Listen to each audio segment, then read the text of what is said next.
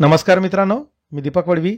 मित्रांनो, आजच्या या व्हिडिओत आपण पाहणार आहोत विद्यार्थी समूह अहवाल लेखन. यामध्ये समूहाचे नाव आहे मराठी भाषा समूह. याबाबत आपण सविस्तर या व्हिडिओ जाणून घेणार आहोत. माहे सप्टेंबर 2025 करता सभा क्रमांक 4 साठी लेखन कसे करावे, कोणते उपक्रम या सप्टेंबर महिन्यात घ्यावे, त्यांचा कार्यवाहीचा तपशील कशा पद्धतीने लेखन करावं या संदर्भात आपण सविस्तर या व्हिडिओत जाणून घेणार आहोत. त्याआधी मित्रांनो, आपण जर या चॅनलला नवीन असाल, लाईक करा, शेअर करा आणि सबस्क्राईब करायला विसरू नका. असेच माहितीवरील व्हिडिओ आपणास या चॅनलला पाहावयास मिळतील.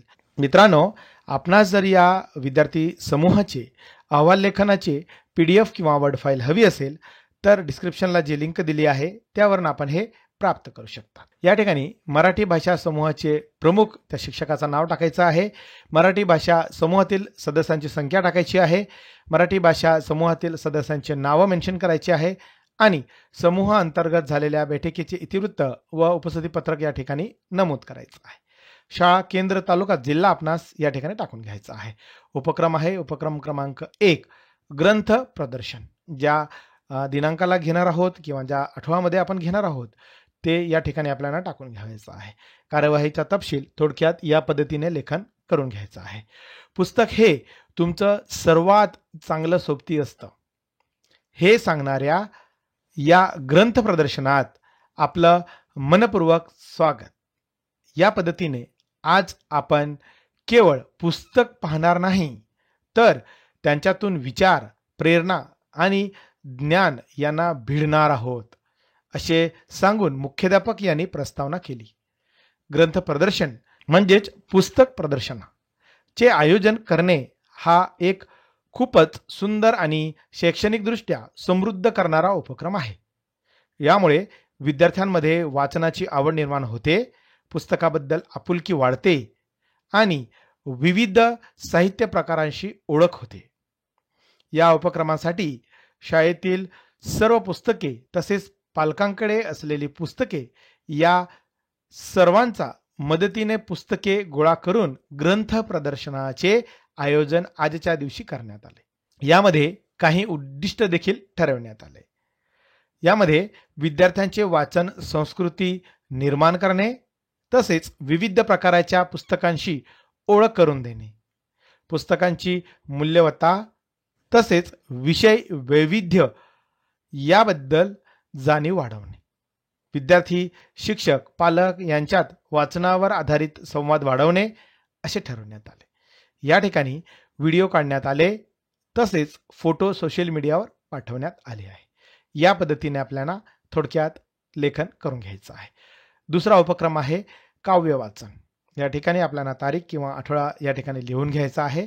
यामध्ये कविता ही केवळ शब्दांची मांडणी नसून ती मनातल्या भावना, विचार आणि कल्पनांची सोज्वळ अभिव्यक्ती आहे.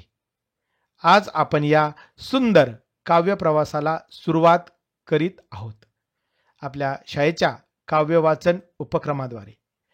चला तर मग ऐकूया काही सुंदर ओळी, काही कविता, काही हृदयस्पर्शी विचार याप्रमाणे प्रस्तावना करण्यात आली.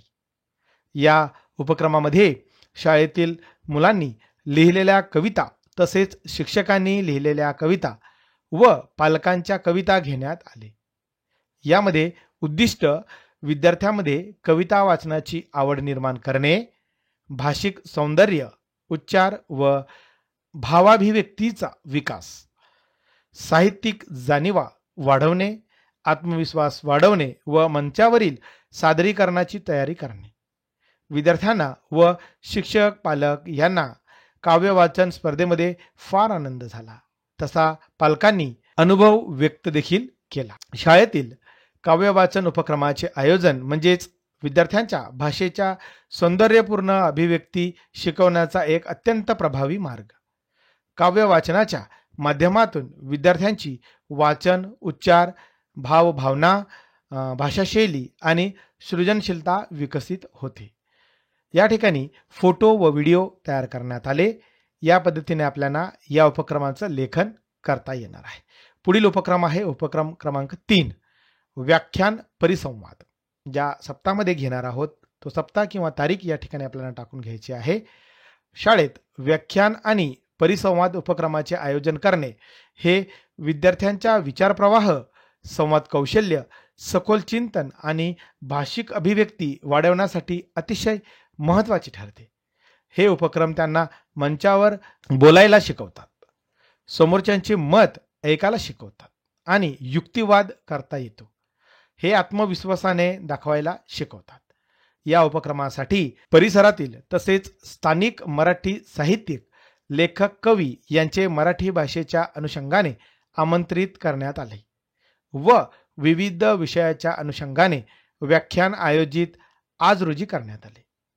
यामधून उद्दिष्ट आहे विद्यार्थ्यांमध्ये चिंतनशीलता आणि विचार मंथनाची सवय लावणे, श्रोते आणि वक्ते दोघांचेही विकास साधणे, विशिष्ट विषयावर माहिती, मत आणि युक्तिवादाचे सादरीकरण करता येणे, समूहात संवाद, सहकार्य आणि मतभिन्नतेचा आदर शिकवणे. विचार माणसाला मोठं करतात आणि विचारांची देवाणघेवाण ही समाजाला पुढे घेऊन जाते. आज आपल्याला एक संधी मिळते आहे बोलण्याची, ऐकण्याची आणि विचार करण्याची. हा उपक्रम यशस्वी करण्यात आला. या ठिकाणी या उपक्रमाबाबत फोटो, व्हिडिओ तयार करण्यात आलेले आहे. पुढील उपक्रम आहे उपक्रम क्रमांक 4, वाचन कट्टा. फार महत्त्वाचा असा हा देखील विषय आहे. वाचन कट्टा हा शाळेतील विद्यार्थ्यांसाठी वाचन संस्कृती वाढवणारा आणि संवाद कौशल्य विकसित करणारा एक अतिशय उपयुक्त उपक्रम आहे. यामध्ये विद्यार्थी केवळ वाचन करतात असे नाही, तर वाचलेल्या गोष्टीवर चर्चा, समीक्षा, विचारमंथन करतात. त्यामुळे त्यांची विचारशक्ती, आत्मविश्वास आणि सृजनशीलता वाढते. या उपक्रमातून विद्यार्थ्यांमधील वाचन संस्कृतीचा विकास करण्यासाठी वाचनकट्टा ही संकल्पना राबवण्यात येत असते. यामध्ये ठराविक वेळेत विद्यार्थ्यांना पुस्तकाची उपलब्धता करून देण्यात आली व विद्यार्थ्यांना पुस्तक वाचण्यास प्रवृत्त करण्यात आले. यामध्ये समूहाने प्रत्येक विद्यार्थ्याने या उपक्रमात सहभाग घेतला आणि या उपक्रमामध्ये विद्यार्थी वाचन करण्यास मग्न देखील झाले. यामागील उद्दिष्ट विद्यार्थ्यांमध्ये वाचनाची गोडी निर्माण करणे, वाचनातून विचार आणि संवादाची सवय लावणे, व्यक्त होण्याचे व्यासपीठ मिळवून देणे, सहवाचन व समविचार संस्कृतीचा विकास करणे. या ठिकाणी या उपक्रमाबाबत पुस्तके, शैक्षणिक साहित्य, फोटो या शैक्षणिक साधनांचा वापर करण्यात आलेला आहे. शालेय मराठी भाषा समूह सदस्य स्वाक्षरी या ठिकाणी अनुक्रमांक, सदस्यांचे नाव आणि स्वाक्षरी करून आपणास हे दप्तरी ठेवता येणार आहे. या पद्धतीने माहे सप्टेंबर 2025 करता सभा क्रमांक 4 साठी मराठी भाषा समूहाचे लेखन करण्याचा प्रयत्न केलेला आहे. आपणास व्हिडिओ आवडला असेल लाईक करा, शेअर करा आणि सबस्क्राईब करायला विसरू नका. धन्यवाद.